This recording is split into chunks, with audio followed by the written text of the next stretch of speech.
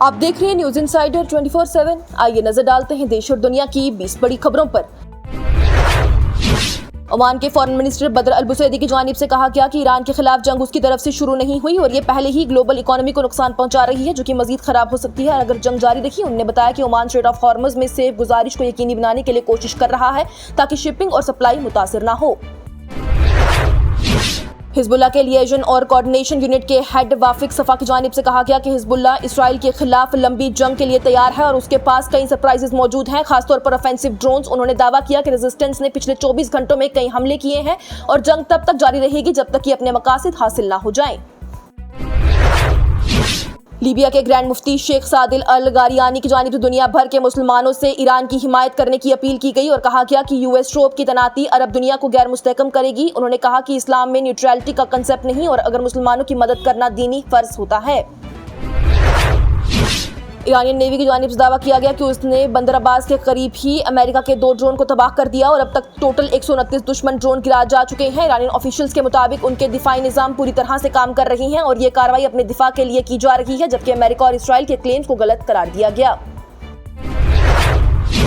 कश्मीर से ईरान के लिए मदद का सिलसिला तेज से जारी है, जहां पर लोग जेवरात, नकदी रकम और कीमती अशिया डोनेट कर रहे हैं। खासतौर पर आयतुल्लाह अली खामेनी के कत्ल और मिडिल ईस्ट की जंग के बाद वादी के मसाजिद और मोहल्ले में लोग अपनी हैसियत के मुताबिक हिस्सा डाल रहे हैं। 6 साल की बच्ची सैयद अनम जहरा की जानिब से भी गुल्लक तोड़कर अपनी पैसे दिए गए, जबकि एक औरत ने अपने मरहूम शोहर की निशानी सोना बेचकर डोनेट कर दी।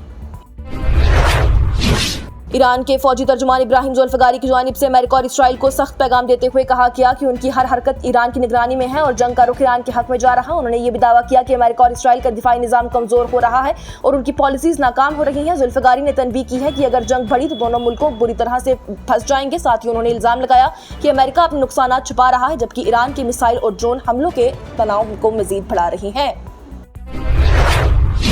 अमेरिकी सदर डोनाल्ड ट्रंप की जानिब से ईरान को 48 घंटों की धमकी दी गई। अगर स्ट्रेट ऑफ हॉर्मुज को पूरी तरह ना खोल दिया गया तो अमेरिका ईरान के पावर प्लांट पर हमला करेगा। इस धमकी ने इलाके में तनाव को मजीद बढ़ा दिया।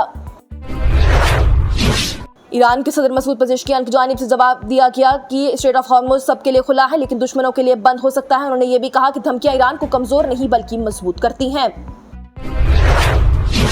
ईरान के रेवोल्यूशनरी गार्ड कोर की जानिब से डोनाल्ड ट्रंप का मजाक उड़ाते हुए कहा गया कि एक वीडियो पैगाम में तुम निकाल दिए गए हो, जो कि उनके मशहूर जुमले पर तनकीद थी। ये बयान उस वक्त में सामने आया जब ट्रंप ने स्ट्रेट ऑफ हॉर्मुज को लेकर 48 घंटों की धमकी दी थी। IRGC ने साथ ही तनबीह की है कि अगर ईरान के पावर प्लांट या एनर्जी निजाम पर हमला हुआ तो सख्त जवाब दिया जाएगा और जरूरत पड़ी तो स्ट्रेट ऑफ हॉर्मुज को बंद किया जा सकता है, जिससे कि तनाव मजीद बढ़ गया। अमेरिकी सदर डोनाल्ड ट्रंप की जानिब से ईरान के लिए स्ट्रेट ऑफ हॉर्मुज खोलने की डेडलाइन 5 दिन के लिए आगे बढ़ा दी गई और कहा गया कि अभी पावर प्लांट पर हमला रोक दिया गया है। उन्होंने ये भी कहा कि अमेरिका और ईरान के दरमियान अच्छी और प्रोडक्टिव बातचीत हो रही है, जो कि जंग के हाल तक पहुंच सकती है, जबकि ईरान ने अभी तक इन टॉक्स की तस्दीक नहीं की। लंदन में एक जूइश चैरिटी की 4 एम्बुलेंसेस को आग लगा दी गई, जिससे कि पुलिस हेट क्राइम के तौर पर देखा जा रहा कि स्टारमर की जानिब से इस वाक़े को बहुत शॉकिंग करार देते हुए जूइश कम्युनिटी से हमदर्दी का इजहार किया गया। फायर ब्रिगेड के मुताबिक आग पर काबू पा लिया गया, जो कि कोई जानी नुकसान नहीं हुआ, लेकिन बाकी की तहकीकात जारी है। मेंबर पार्लियामेंट राघव चड्ढा की जानिब से पार्लियामेंट में मोबाइल डेटा के ज़ाया होने पर एतराज़ उठाते हुए कहा गया कि यूज़र का बचा हुआ डेटा रात को रीसेट होकर वेस्ट हो जाता है, जो कि नाइंसाफ़ी है। उन्होंने मुतालबा किया कि अनयूज डेटा अगले दिन कैरी फॉरवर्ड हो या यूज़र को इस पर रियायत मिले और डेटा शेयर करने की इजाज़त दी जाए। उनका यह कहना है कि जब पूरा पैसा दिया जाता है तो फिर डेटा ज़ाया नहीं होना चाहिए। PDP के MLA वहीदुर रहमान परा की जानिब से असेंबली में नया बिल पेश किया गया, जिसमें जम्मू कश्मीर में नई डिवीजन और जिले बनाने की तजवीज़ दी गई। इसमें चनाब और पीर पंजाल नाम के 2 नए डिवीजन बनाने की बात की गई। साथ ही कई नए जिले भी कायम करने का प्लान किया गया ताकि दूर दराज और पहाड़ी इलाकों में बेहतर इंतजाम हो सके। इस बिल का मकसद हुकूमती निज़ाम को मजबूत बनाना और आवाम तक खिदमत आसान तरीके से पहुँचाना शामिल है। लेफ्टिनेंट गवर्नर मनोज सिन्हा की जानिब से जम्मू में टेरर विक्टिम्स के 37 खानदानों को नौकरी के अपॉइंटमेंट लेटर दिए गए। साथ ही 29 सरकारी मुलाजमीन के वारिसों को भी मदद दी गई। उन्होंने कहा कि हुकूमत इन खानदानों की इजाजत, इज्जत और बेहतरी के लिए पूरी तरह से काम करेगी और टेरर के खिलाफ सख्त एक्शन जारी रहेगा। इलेक्शन कमीशन ऑफ इंडिया की जानिब से असेंबली इलेक्शन के लिए सियासी पार्टीज को दूरदर्शन और ऑल इंडिया रेडियो पर मुफ्त ब्रॉडकास्ट टाइम देने का फैसला किया गया। हर पार्टी को 45 मिनट का बेस टाइम मिलेगा, जबकि मजीद वक्त उनकी पिछली इलेक्शन परफॉर्मेंस के मुताबिक दिया जाएगा ताकि वो अपना पैगाम आवाम तक पहुंचा सकें।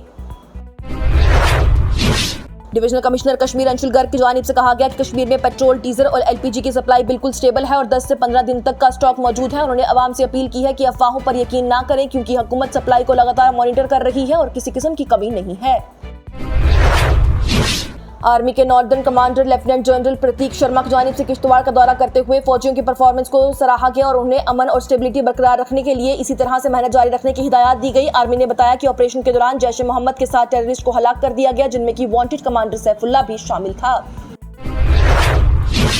कांग्रेस के रहनुमा राहुल गांधी की जानिब से वज़ीर-ए-आज़म नरेंद्र मोदी की लोकसभा स्पीच पर तनकीद करते हुए कहा गया कि उन्होंने अमेरिका का नाम तक नहीं लिया और डोनाल्ड ट्रंप के असर में हैं। राहुल गांधी की जानिब से इल्जाम लगाया गया कि सरकार ने ट्रेड डील के जरिए किसानों के मफादात को नुकसान पहुंचाया और बीजेपी आरएसएस पर आदिवासियों के हकूक पर भी हमला करने की इल्जाम लगाए। वज़ीर-ए-आज़म नरेंद्र मोदी की जानिब से लोकसभा में यकीन दिलाया गया कि वेस्ट एशिया की जंग के बावजूद मुल्क में फर्टिलाइजर्स, अनाज और बिजली के लिए कोल का काफी स्टॉक मौजूद है। उन्होंने कहा कि हुकूमत ने किसानों पर ग्लोबल क्राइसिस का बोझ नहीं पड़ने दिया और एनर्जी इंपोर्ट्स को डाइवर्सिफाई करके फ्यूल सप्लाई को भी स्टेबल रखा जा सकेगा। और वज़ीर-ए-आज़म नरेंद्र मोदी की जानिब से लोकसभा में वेस्ट एशिया की हलाकत को तशवीशनाक करार देते हुए कहा गया कि इसका असर ग्लोबल इकोनॉमी और लोगों की जिंदगी पर पड़ रहा है। उन्होंने कहा कि स्ट्रेट ऑफ हॉर्मुज़ की सूरत हाल की वजह से सप्लाई मुश्किल हो गई है, लेकिन हुकूमत फ्यूल और एलपीजी की कमी को रोकने के लिए कदम उठा रही है और मुल्क के अंदर प्रोडक्शन भी बढ़ाया जा रहा है। इसके साथ ही टॉप 20 हेडलाइंस का यह मरहला हुआ इख्तिताम पजीर। दीजिए इजाजत। लेटेस्ट अपडेट्स के लिए देखते रहिए न्यूज़ इनसाइडर 24/7।